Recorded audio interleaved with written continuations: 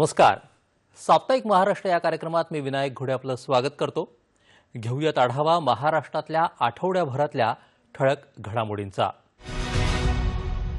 सौर ऊर्जा निर्मितीसाठी महत्त्वाच्या असलेल्या एकात्मिक इनगॉट आणि वेफर उत्पादन प्रकल्पाचं भूमिपूजन नुकतंच नागपूर इथं मुख्यमंत्र्यांच्या हस्ते झालं. ऊर्जा क्षेत्रातल्या आत्मनिर्भरतेच्या दृष्टीनं मोलाच्या ठरणाऱ्या या उपक्रमाविषयीचा हा वृत्तांत. देशातला सर्वात मोठा 10 गिगावॅट क्षमता असलेला इनगॉट आणि वेफर उत्पादन प्रकल्प नागपूर इथं साकारतो आहे. या प्रकल्पामुळे सौर ऊर्जा निर्मितीचं प्रमुख केंद्र म्हणून नागपूरची नवी ओळख निर्माण होईल असा विश्वास मुख्यमंत्र्यांनी व्यक्त केला. सौर ऊर्जा पॅनल तयार करण्यासाठी इनगॉट अर्थात सौर तबकडी बनवण्यासाठी लागणारे सिलिकॉनचे मोठे तुकडे आणि वेफर्स अर्थात सिलिकॉनचे पातळ काप लागतात. त्याची निर्मिती या प्रकल्पात केली जाणार आहे. हरित ऊर्जेच्या दृष्टीनं हा महत्त्वाचा प्रकल्प असल्याचं मुख्यमंत्री म्हणाले. या दोन्ही उत्पादनांमध्ये चीनची आघाडी असून चीनच्या बाहेर एवढ्या मोठ्या क्षमतेचा प्रकल्प जगात पहिल्यांदाच भारतात होत असून त्यामुळे भारत या क्षेत्रात स्वयंपूर्ण होईल असंही मुख्यमंत्री म्हणाले.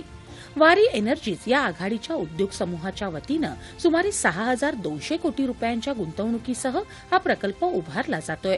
तब्बल 2,000 रोजगारांच्या संधी यामुळे उपलब्ध होणार असल्याचं मुख्यमंत्र्यांनी अधोरेखित केलं.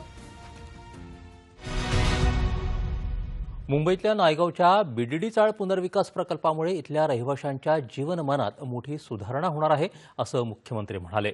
त्यांच्या हस्ते प्रकल्पाच्या पहिल्या टप्प्यातल्या 864 सदनिकांच्या चाव्या सुपूर्द करण्यात आल्या. बीडीडी चाळींच्या पुनर्विकासाचा प्रकल्प अनेक वर्षांपासून प्रलंबित होता. त्यात अनेक अडचणी होत्या. त्यामुळे व्यावसायिक बिल्डरवर अवलंबून न राहता हा प्रकल्प स्वतः पूर्ण करण्याचा निर्णय राज्य शासनानं घेतला असं मुख्यमंत्र्यांनी सांगितलं. ते बीडीडी चाळ पुनर्विकास प्रकल्पाच्या सदनिका वितरणाच्या कार्यक्रमात बोलत होते.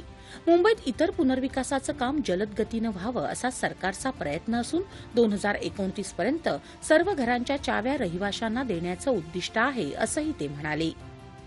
आमचं सरकार मुंबईबाहेर गेलेल्या मुंबईकराला पुन्हा मुंबईत स्थायिक करत आहे असं उपमुख्यमंत्री एकनाथ शिंदे या कार्यक्रमात म्हणाले. तर बीडीडी वासियांच्या आयुष्यात या घरांमुळे नव्या पर्वाची सुरुवात झाली आहे असे उद्गार उपमुख्यमंत्री सुनेत्रा पवार यांनी यावेळी काढले. आता घेऊयात धावता आढावा आणखी काही महत्त्वाच्या घडामोडींचा.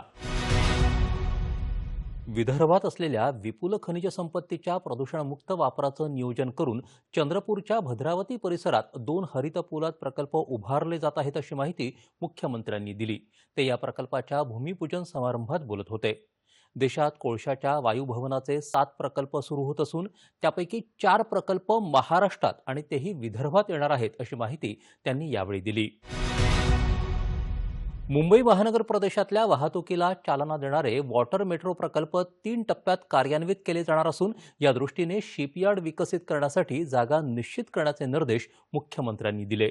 ते विधानभवनात जलवाहतुकीसंदर्भात झालेल्या आढावा बैठकीत बोलत होते. या सुविधा विकसित करताना गुणवत्तेत कोणतीही तडजोड करू नये अशी सूचनाही मुख्यमंत्र्यांनी यावेळी केली.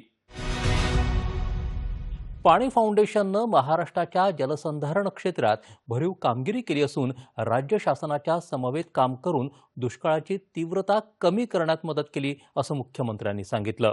मंत्रालयात आयोजित बैठकीदरम्यान पाणी फाउंडेशनच्या जलसंधारण कामाचं सादरीकरण करण्यात आलं. त्यावेळी ते बोलत होते.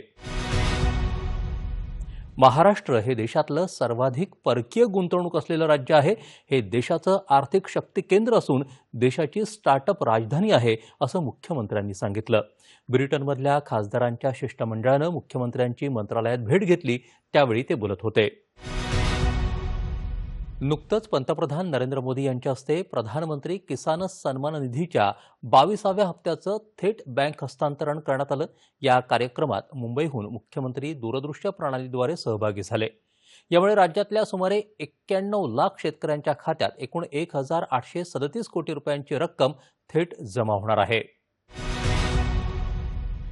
या होत्या राज्यातल्या गेल्या आठवड्याभरातल्या महत्त्वाच्या घडामोडी. पुन्हा भेटूयात पुढील भागात. तोपर्यंत नमस्कार.